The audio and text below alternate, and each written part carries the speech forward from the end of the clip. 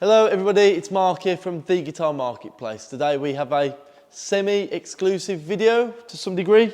This guitar is not yet widely available, however we are very fortunate to have got one in from Germany. This is a Mexican-made Fender Telecaster Joe Strummer signature guitar. This guitar, originally, the actual one, was a 1966 Sunburst Telecaster that was brought by Joe in 1975. Didn't think it was punk rock enough, so he took it to a spray shop, got primer on it, and then black paint over the top. Obviously, over however many years gigging, every night, this would have got worn away. You start to see the sunburst finish come back to the bottom as it's rubbed from the black and the primer. Obviously, the guitar's got beat up over many years, and what Fender have tried to do is replicate that as well as they can do, but in a slightly more cost-effective price point. So their £9 grand Esquire that they did for Joe a few years prior is £9 grand for a reason. So this bit more generic aged tuners, a lovely road-worn neck, rosewood slab fretboard, slightly aging on the knobs. The back's obviously aged as well, so are the ports, and then you've got the Joe Strummer little signature logo on the neck plate as well.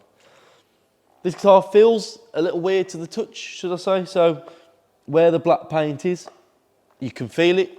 I don't think that'd be to everyone's taste. I've obviously never played Joe Strummer's original, but I also imagine that it wouldn't necessarily feel like that either. There is a nitrocellulose finish on the top though, well, all around the body. So it will continue to age well over time, the more you do play this guitar. I think it sits in a weird price point because I think you could buy a Fender Telecaster for this price. They're going for around £1,500, £1,600, so you definitely could get an American-made Fender Telecaster. However, if you're a Joe Strummer fan, or you like the Clash, or you like any of the other projects he's been in, it's obviously a lot more affordable than the Esquire that they did. So you can own something close to what he had, and whether you can put a price on that or not is a different story entirely. So it's a very nice guitar. It sounds lovely. We've got some Joe Strummer actually specifically voice pickups. They are quite hot to be fair, but they do sound great. They sound really big. We'll maybe play a Clash song or two later on in the demo. It is a nice guitar. What do you guys think about it? Do you think it's aged appropriately? If you've played one yet, which I doubt many of you have, but do you think it feels realistic? Like the top feels great here. The top feels really lovely. It's just this bit here kind of leaves a little to be desired, I think.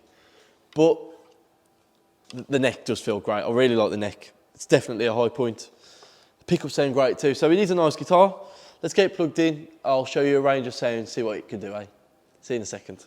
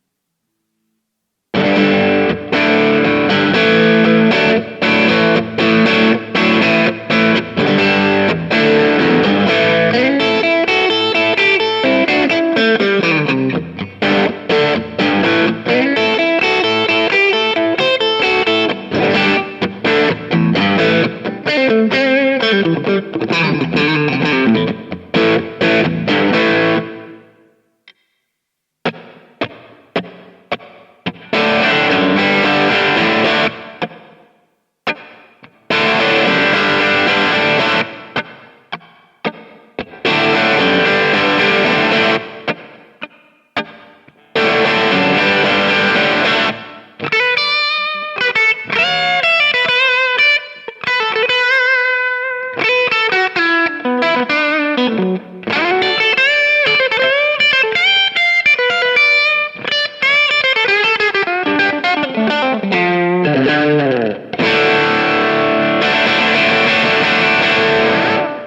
we've stopped playing now. As you could tell from the playing videos, we kept the amp set up quite simple. Just a little bit of crunch, kept it obviously quite spongy in the neck. A little bit of gain, so when you do crack onto that bridge, you can get that crunch. That sounds like, should I stay or should I go? I really enjoyed playing this guitar. It's a very nice guitar to play. Would I personally buy one?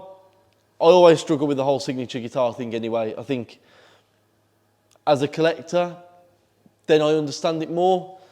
I don't necessarily see why you take a signature guitar out to gig to then try and make your own name or your own legacy as a player.